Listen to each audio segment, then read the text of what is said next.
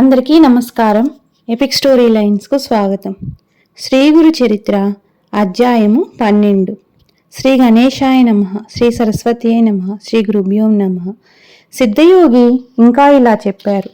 అప్పుడు ఆ తల్లి పుత్రవాత్సల్యంతో ఇలా అన్నది, నాయనా, నీవు లోకానికి ధర్మం చెబుతావు కదా, మరి నీవు కూడా 12 సంవత్సరములు బ్రహ్మచర్యం అవలంబించాక గృహస్థువై బిడ్డలు కలిగాక సన్యసించి లోకానికి ఆదర్శం చూపాలి కదా. ఇలా క్షణికావేశంలో సన్యాసం స్వీకరిస్తే వాసనాక్షయం ఒక మానవులు పతితులవుతారని శాస్త్రాలు హెచ్చరిస్తున్నాయి కదా అని బ్రతిమాలింది. అప్పుడు వటువైన నరహరి అలనాడు కపిలుడి తల్లికి జ్ఞానోపదేశం చేసిన విధంగా ఆమెకు తత్వం ఇలా బోధించాడు. అమ్మా, భౌతికమైన శరీరాలు వైభవము అశాశ్వతాలే. మరణం లేని వాడంటూ ఎవడూ లేడు. మృత్యుదేవత ఎప్పుడు జీవితాన్ని వెంటనంటే ఉంటుంది. యువకులకైనా వృద్ధులకైనా ఈ శరీరం ఎప్పుడు రాలిపోతుందో తెలియదు. అప్పిచ్చిన వాడు తానిచ్చిన గడువు ఎప్పుడు తీరుతుందా అని లెక్క పెట్టుకుంటున్నట్లు మృత్యుదేవత కూడా మానవుల జీవిత కాలాన్ని లెక్క పెడుతూ ఉంటుంది. రాత్రి పగలు అన్నవి మానవుని ఆయుర్దాయాన్ని ఎగరగొట్టుకొని పోతుంటాయి. ఈ శరీరము, భార్యాబిడ్డలు, గృహము, ధనము, జీవితము అశాశ్వతమని మరచి అవే ప్రధానమనుకుని జీవించేవారు పశువుల వంటి వారు. కనుక ధర్మాచరణం ఒక్కటే మానవుల కర్తవ్యం. అలా కాక మృత్యువును జయించిన వారు మాత్రమే నీవు చెప్పినట్లు విరామంగా జీవించవచ్చు. కానీ మానవులు కొద్ది నీరు మాత్రమే ఉన్న సరస్సులోని చేపల వంటి వారు. ఆ కొంచెము నీరు ఇంకిపోయాక వాటి గతి ఏమిటి?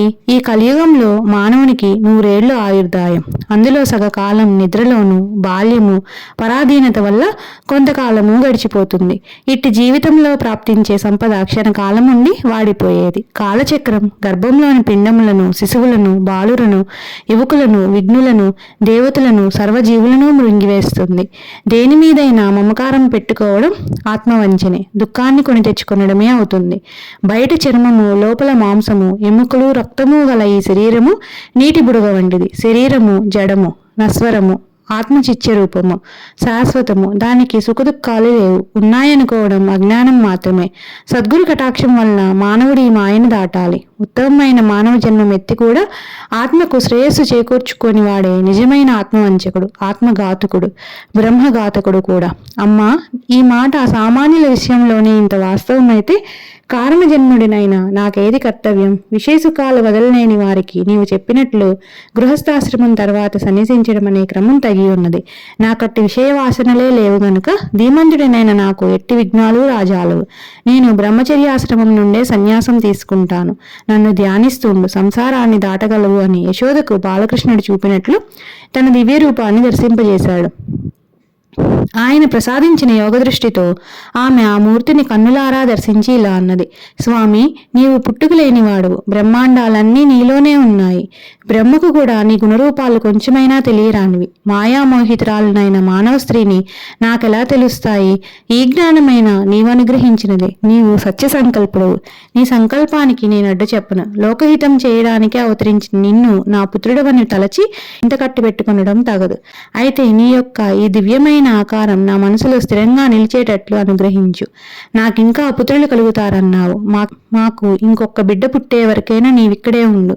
అప్పటి వరకు సన్యసించడానికి నేను అనుమతించను. నీవు నా మాట వినకుండా వెళ్ళిపోతే నేను మరణిస్తాను. నిన్ను విడిచి నేను బ్రతకలేను అని ప్రార్థించింది. అప్పుడు శ్రీహరి, అమ్మ, నీకొక సంవత్సరంలోగా కవలలు పుడతారు. అంతవరకు ఉంటాను. కానీ ఆ తర్వాత నా సంకల్పానికి అడ్డు చెప్పకూడదు అని ఆమె వద్ద మాట తీసుకున్నాడు. అప్పుడు పరమేశ్వరుడు అన్న జ్ఞానంతో స్వామిని ఆ దంపతులు నిత్యము అర్చిస్తుండేవారు. చతుర్వేద పారంగతులు, షట్క్షత్రాస్త్ర నిపుణులు కూడా ఆయన వద్ద విద్యార్థులై కృతార్థులయ్యారు. ఆయన ఎందరికో వేదాలు బోధించేవారు. పామరులకు ఆయన ధర్మ సూక్ష్మాలు చెప్పేవారు.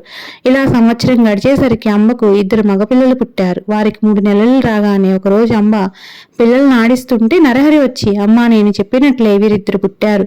నీకింకా 2 కొడుకులు, 1 కూతురు కలుగుతారు. నీ కోరిక ఫలించింది. నా మాట నిలబెట్టుకున్నాను కనుక నీవిచ్చిన మాట ప్రకారం నాకు అనుమతిస్తే నేను తీర్థయాత్రలకు బయలుదేరుతాను. అయితే నీవు మాత్రం నన్ను సంతోషంగా సాగనంపాలి అన్నారు. అప్పుడు తల్లిదండ్రులు ఆయనకు నమస్కరించి, మేమింతవరకు మాయలో తగులుకొని నీవు మా బిడ్డడవే అన్న భ్రాంతితో ఎప్పుడైనా నిష్ఠూరాలాడి ఉంటే మమ్మల్ని క్షమించు. నీవే మా కులదైవం అని ఇప్పుడు తెలుసుకున్నాము. నీవు మా వంశాన్ని ఉద్ధరించడానికి ఇక్కడ జన్మించావు. నీవు మా రక్త మాంసాలను పంచుకొనడం ద్వారా మా దేహాలు కూడా పవిత్రమైనాయి. ఇక ముందు మా గతేమిటి అన్నారు. మీ దర్శనం మాకెప్పటికీ లేకుంటే మేము ఎలా జీవించగలము అన్నారు. అప్పుడు నరహరి, మీరెల్లప్పుడూ నన్ను ధ్యానించండి, మీకిక జన్మ ఉండదు. అమ్మా, నీకు నన్ను చూడాలని ఉంటే నన్ను స్మరిస్తే తక్షణమే నీకు నా దర్శనం అవుతుంది. 30 సంవత్సరాల తర్వాత నేను మళ్ళీ మీ వద్దకు వస్తాను అని చెప్పాడు. అలా తల్లిదండ్రుల అనుమతి తీసుకొని ఆయన తలపై శిరస్త్రాణము, కౌపీనము, కాషాయంబరము, చేతదండము ధరించి చిరునవ్వులొలికిస్తూ మహా సంతోషంగా బయలుదేరాడు. ఆ దృశ్యం చూసిన జనం 9 సంవత్సరాల పిల్లవాడు ఇల్లు విడిచిపోవడానికి ఆ తల్లి ఎలా అనుమతిస్తున్నది అని ఆశ్చర్యపోయారు. కొందరు, ఈయన అవతారమూర్తి, ఈయన కన్న తల్లిదండ్రులు ధన్యులు అన్నారు. సాధువులు ఆయన భగవంతుడనే భావంతో నమస్కరించారు. ఆ గ్రామస్తులందరూ కొంత దూరం వెళ్ళి ఆయనకి వీడ్కోలు చెప్పి తిరిగి వెళ్ళాక తల్లిదండ్రులు మరికొంత దూరం ఆయన వెంట వెళ్లారు. అక్కడ నరహరి వారికి కర్పూరం వలె తెల్లగానున్న తన దత్తాత్రేయ స్వరూపము, తర్వాత శ్రీపాద రూపములను దర్శనమిచ్చారు. అది తమ శని ప్రదోష పూజా ఫలితమేనని తలచి ఆ తల్లిదండ్రులు, మా జన్మలు ధన్యమయ్యాయి, మీరు దయతో మాకు మళ్లీ దర్శనమివ్వాలి అని వేడుకోగా ఆయన తప్పక మళ్లీ దర్శనమిస్తాను అని మాట ఇచ్చి వాళ్లను వెనుకకు పంపారు. ఆ దివ్య దర్శన ప్రభావం వలన వారు తమ పుత్ర వ్యామోహం మరిచి భక్తిభావంతో వెనుకకు వెళ్లారు. నరహరి బద్రీనాథ్ దిక్కుగా బయలుదేరి దారిలో ఆనందకాననము అనబడే వారణాసి పట్టణం చేరారు.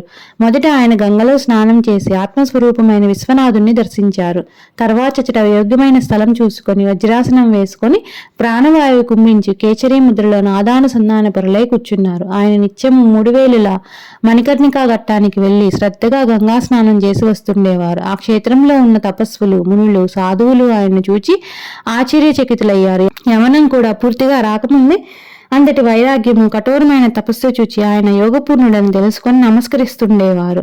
అచ్చటి యతులలో వృద్ధుడు శ్రేష్ఠుడు అయిన కృష్ణ సరస్వతి ఆయనకు భక్తితో నమస్కరిస్తుండేవారు. ఆయన సాక్షాత్తు అవతార పురుషుడని, సన్యాస మార్గాన్ని పునరుద్ధరిస్తాడని, ఆయన విశ్వగురుడైనప్పటికీ లోకోద్ధరణ కోసం మాత్రమే ఆదర్శప్రాయుడైన సాధకునిలా తపస్సు చేస్తున్నాడని, కనుక ఆయన వయసులో చిన్నవారైనా జ్ఞానంలో వృద్ధులే గనుక ఆయనకు యతులు కూడా నమస్కరించవచ్చునని కృష్ణ సరస్వతి స్వామి చెబుతుండేవారు. చివరకు కృష్ణ సరస్వతి స్వామి ఆదేశానుసారం ఆయన శిష్యులు నరహరి వద్దకు వెళ్లి నమస్కరించి, స్వామి, మీరు పరమేశ్వరులే గాని మానవ మాతృలు కారు.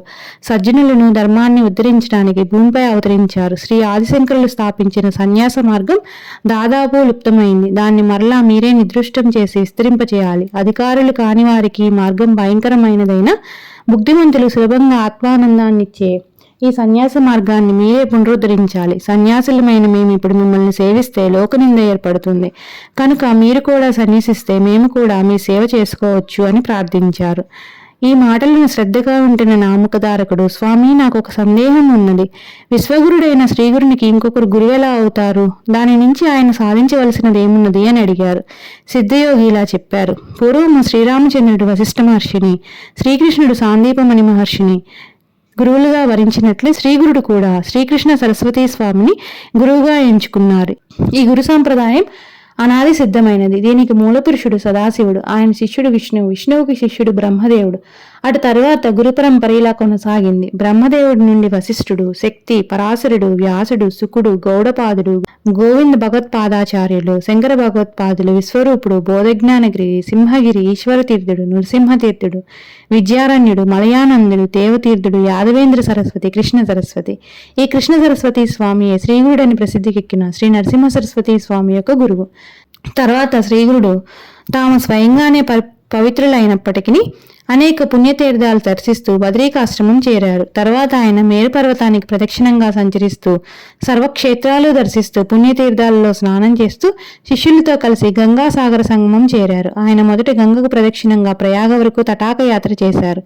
అది కూడా గంగా ప్రదక్షిణంతో సమానమే. అందుకే ప్రయాగను కూడా గంగాసాగరం అంటారు. ప్రయాగలో వారికి ఎంతో మంది శిష్యులయ్యారు. ఆ క్షేత్రంలో మాధవుడనే బ్రాహ్మణుడికి శ్రీగురుడే స్వయంగా తత్వం ఉపదేశించి సన్యాసం ఇచ్చారు. శ్రీ దత్తాయ గురువే నమః. శ్రీ శ్రీపాద శ్రీ వల్లభాయ నమః. శ్రీ నరసింహ సరస్వతియే నమః.